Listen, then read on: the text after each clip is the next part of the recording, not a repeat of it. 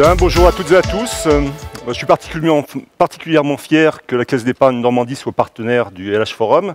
Alors c'est un partenariat qui semble assez naturel quand on connaît l'histoire des caisses d'épargne, ses valeurs fondatrices, qui sont des valeurs d'ouverture à tous, de solidarité. Et puis quand on sait aussi que nous avons opté pour notre statut coopératif en 1999. Alors j'aurais bien évidemment pu vous parler de nos investissements solidaires, via notamment notre fonds de dotation, ou bien aussi de nos microcrédits, où nous sommes les leaders en Haute-Normandie. Nous avons plus de 50% du marché des microcrédits accompagnés. Mais j'ai plutôt choisi de vous parler de mon expérience vue d'intérieur et puis des évolutions, des relations avec nos collaborateurs dans une période de transformation qui était intense. Alors je suis arrivé un tout petit peu d'histoire en Normandie en 2007 pour réaliser une fusion entre deux établissements. C'est toujours quelque chose d'assez délicat. Donc c'était les deux ex-caisses d'épargne de Basse et de Haute-Normandie. La mission, je dirais, est plutôt quelque chose d'assez classique. Et je vous laisse découvrir, je ne veux pas m'étendre sur ce sujet. Je voudrais plutôt insister sur le fait que ça a été une mission assez délicate pour 3 points. Je dirais que le premier point, eh bien, les états-majors de l'époque n'étaient pas très pressés d'avancer sur le sujet, arguant que la Grande Normandie n'était pas pour demain. Bon, on sait maintenant que c'est pour quasiment aujourd'hui. Par ailleurs, lorsqu'on consolidait les chiffres des deux ex-caisses d'épargne, on voyait que la Caisse d'épargne Normandie n'était pas dans une situation très florissante. Hein. Elle était entre la 15e et la 17e place sur 17 caisses d'épargne. Donc il y avait un long chemin parce que vous voyez effectivement qu'on avait pour ambition de figurer parmi les meilleures caisses d'épargne. Et puis 2007-2008, vous vous rappelez sans doute que c'est le début de la crise financière qui débarque en Europe. Et bien sûr, tout cela n'a pas facilité les choses. Cependant, et j'essaye d'aller vite, les résultats ont été rapidement au rendez-vous. Je ne vais pas vous commenter chacun de ces chiffres et chacun de ces indicateurs. Je me contenterai simplement de vous dire que les évolutions sur les 6 exercices parlent d'elles-mêmes. Hein. Vous voyez, près de 30% sur le résultat net, même un peu plus. Tout cela montre qu'effectivement, on a progressé assez rapidement. Et quand je vous ai dit qu'on était à l'origine entre la 15e et 17e place, eh bien, ces résultats nous permettent maintenant d'être montés dans le top 5 des caisses d'épargne. Donc tout ça s'est fait très vite. 2 atouts principaux. Premier atout, c'est la confiance de nos clients. Malgré la période délicate où tous les banquiers, sans aucune distinction, étaient montrés du doigt, eh bien, la Caisse d'épargne a tiré son épingle du jeu puisque nous sommes la 9e marque préférée des Français aujourd'hui. Faire partie, tous secteurs confondus, hein, bien sûr, tous secteurs confondus. Faire partie des 10 premiers, je trouve que c'est déjà un exploit. Nous sommes 9e.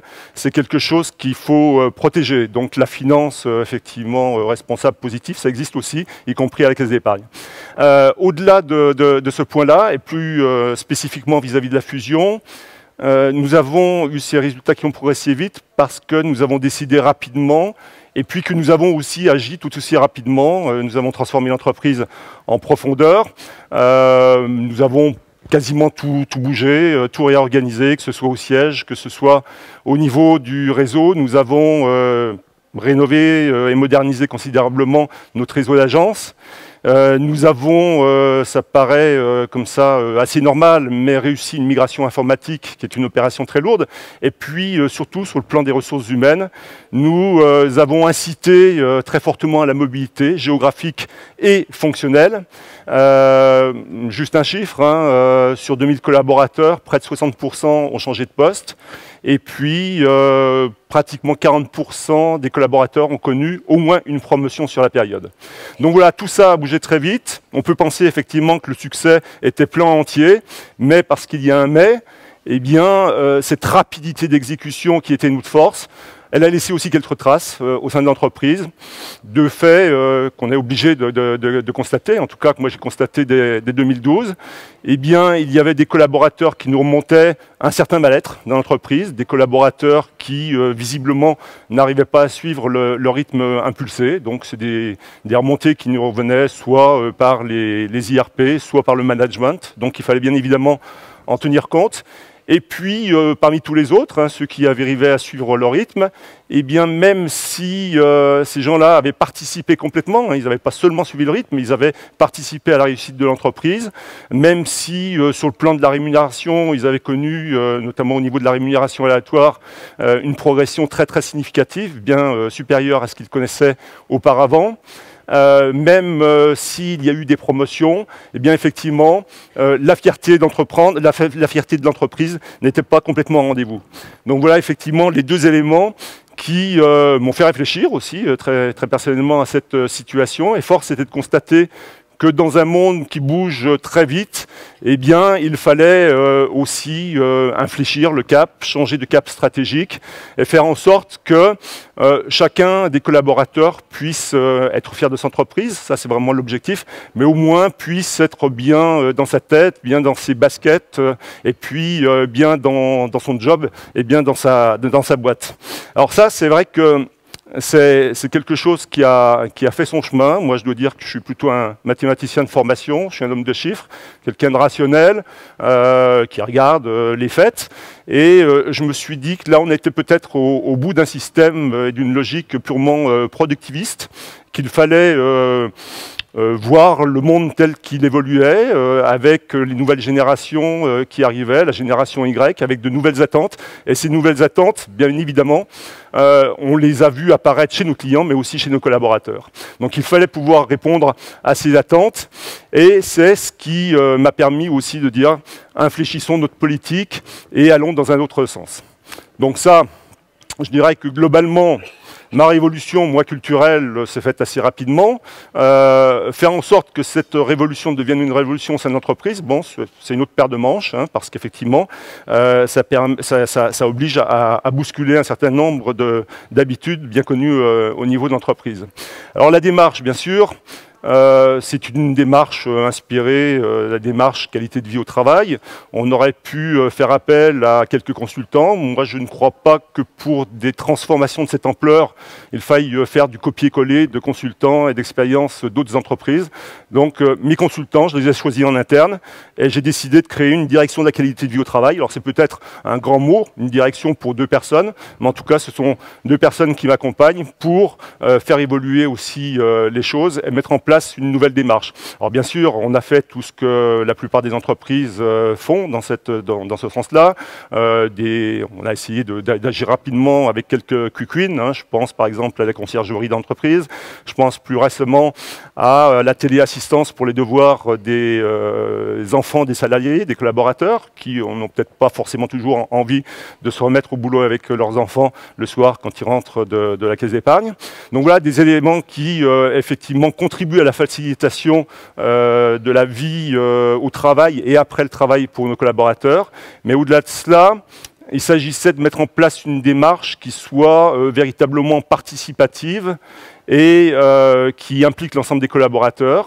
Donc bien sûr, on a mené une enquête pour mesurer les attentes, pour recenser les attentes de nos collaborateurs et puis les prendre en compte. Cette enquête, elle a confirmé tout à fait ce qu'on avait à l'esprit, mais nous a permis effectivement d'orienter les actions de façon plus précise.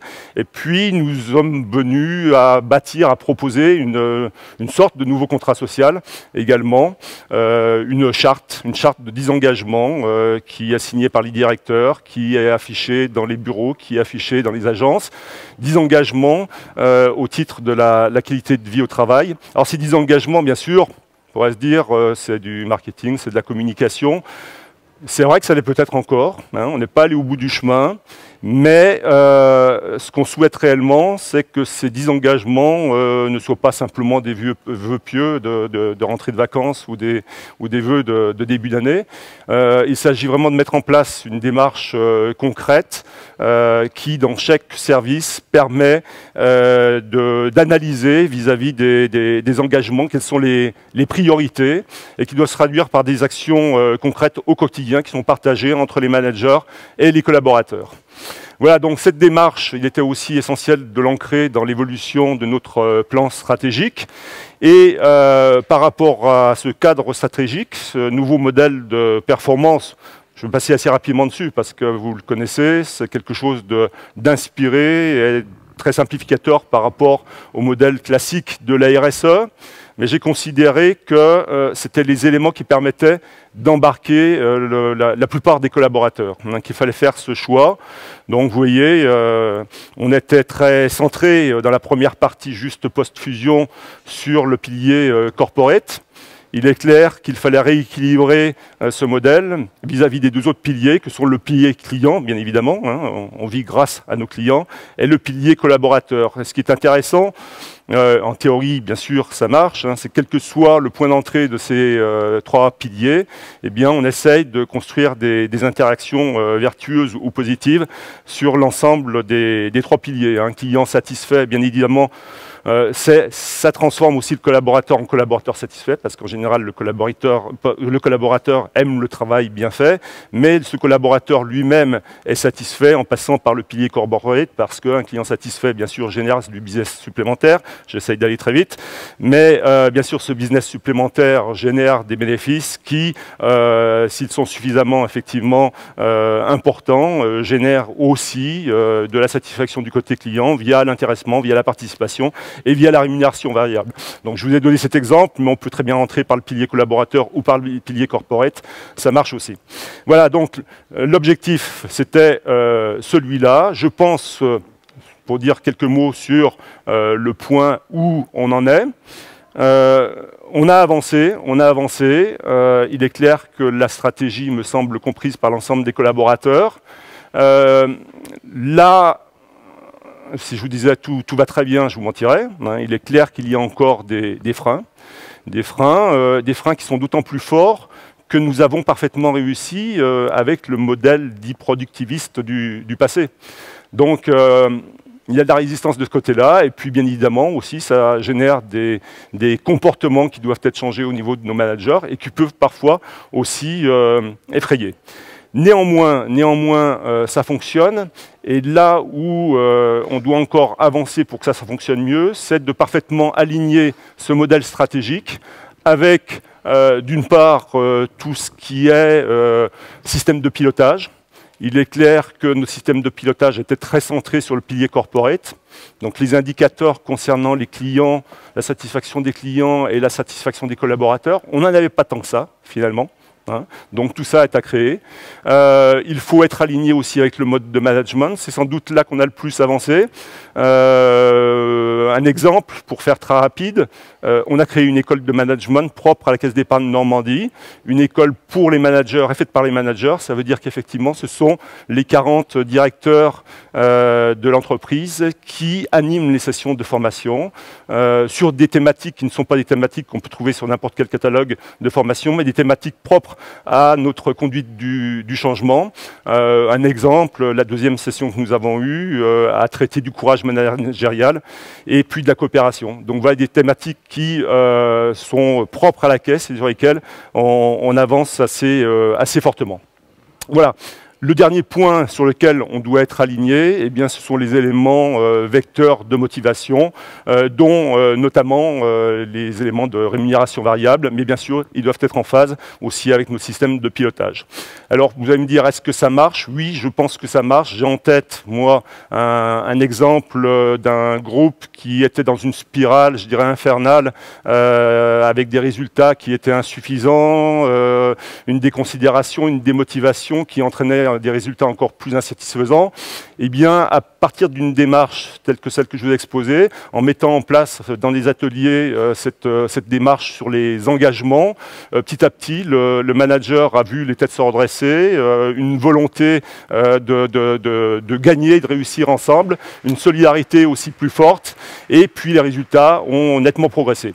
Donc je vais m'en arrêter là, simplement terminer sur trois convictions.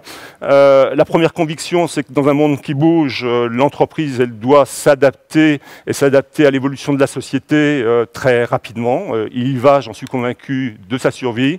La deuxième chose, c'est que le modèle RSE, qui doit sans doute être adapté à chacune des entreprises parce que le modèle est tellement vaste avec l'ensemble des piliers que s'attaquer à tous les piliers en même temps, c'est sans doute un facteur de dilution et de non-réussite, mais ce modèle peut fonctionner, j'en suis absolument persuadé.